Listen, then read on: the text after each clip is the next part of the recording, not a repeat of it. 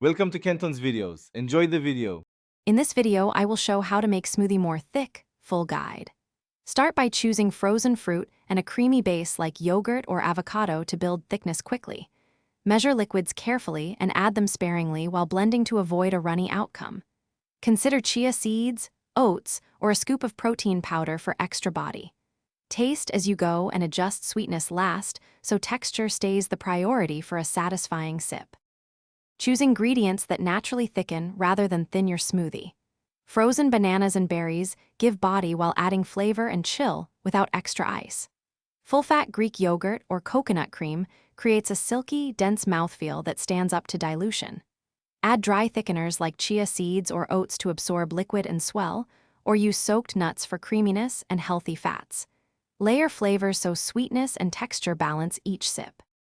If you are finding this video helpful, please subscribe and like to support more tips and recipes.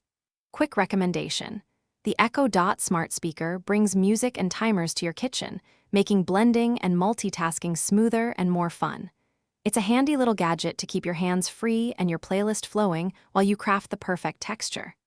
Check the description for the link and other deals. Now let's get back to the video.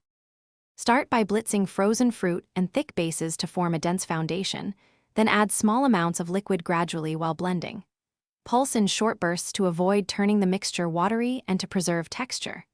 If the blender clings or forms air pockets, stop and scrape down the sides, then reblend gently until smooth. For extra thickness, stir in chia or oats after blending and let them sit briefly to absorb excess liquid. Thanks for watching. Consider subscribing if we helped you.